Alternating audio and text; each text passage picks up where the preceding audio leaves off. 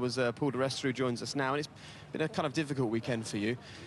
Yesterday, slipped out in qualifying because of misinformation from the team, and then to top it all off, one place away from picking up some points, which I know would have cheered you up greatly. How do you leave this weekend? How do you assess the weekend for you? Quite frustrated. I think we come here with good ambitions, and quite rightly so, to score some good points.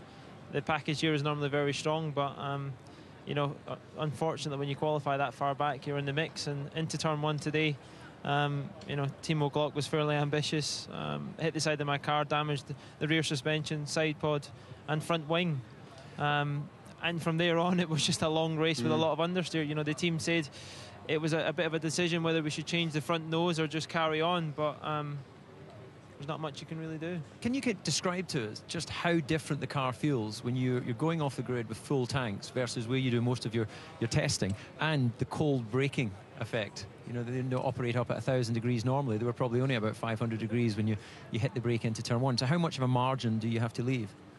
Well, you have to leave a reasonable margin, but I think the big thing here is nobody's driven with high fuel this weekend either. You know, we've had no dry running, so Friday you would normally get a bit of an idea, but I suppose it depends on the KERS charge as well, how much that pulls you back. But I suppose a lot of it's tyre temperature and brake temperature, as you said, and you know, we were fairly stopped.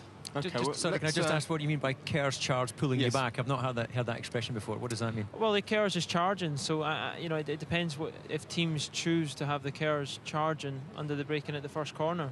Do you? You know, we normally, you know, run with a charging at that point.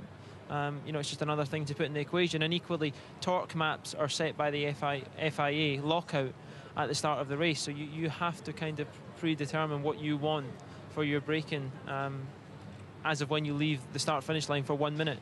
Okay, well, let's find out how hard it is at that first corner and invite Bruno Senna to pop in and join us, because he got to know a few of the other cars at the very start of that race. We were just discussing how difficult it is, Bruno, going into a race with full fuel on the car. You've not driven that car with full fuel in race mode so far this season. Is that what caught you out right at the start as we have another look at it? Yeah, well, I didn't do the first corner with high fuel in ever. So, unfortunately, I misjudged the braking area. You can see that everybody's braking. I'm braking at the same point, but that was that. No way to avoid Jaime. I'm really sorry about his race. Fortunately for me, there was no damage to the suspension and I could continue racing. But I think I got a lot of laps under the belt, and fortunately now got a race in Monza to look forward to.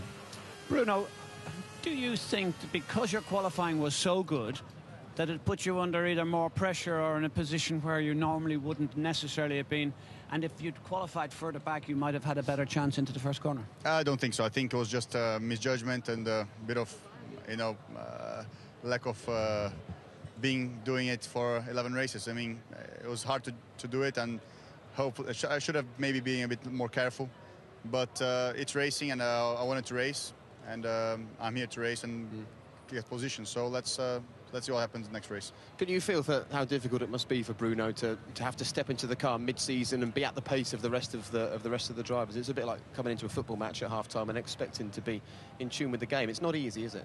It's not, and this weekend hasn't been easy with conditions. You know, you could almost say that the inside would have been more rubbered in had we had more dry running, more support races running, passing each other. It's just been a fairly difficult weekend to judge, but you know, the conditions are what they are, and they're the same for everybody. That's good fun, though. Good fun for us to watch, isn't it? I'd like to ask Paul, because there was a moment there where I thought he was running particularly strong, but you delayed the tyre change or the pit stop. Why did you do that? Towards the end of the third stint. It was before that, in fact. You stayed out too long, in my opinion. Yeah, I mean, the most unfortunate thing for us was we'd actually confirmed to come to the pits just as the Lewis crashed at the top of the hill, but unfortunately it goes to the leading car. They get the decision to pick when they want to stop, and we had to stay out another lap, and we lost the 3 places out of that as well. Yeah, because that's clearly what I was talking about, because for me I thought you were going in looking like a top 10 finish. Okay, but all in all, enjoy that. Back in a car, back racing again. It's what you want to do, I know. Yeah, absolutely. I mean, I think the pace was actually pretty good, and I had a great experience with both set of tires, so now I know what to do with the team, and looking forward to driving Monza, and hopefully in a bit easier conditions than this. All right, well, congratulations for getting the drive, and better luck in the race next time. But listen, if you keep qualifying like that, you'll be just fine. And Yeah, I think you just need a bit of luck to go your way and you'll be back in the points before we know it, Paul.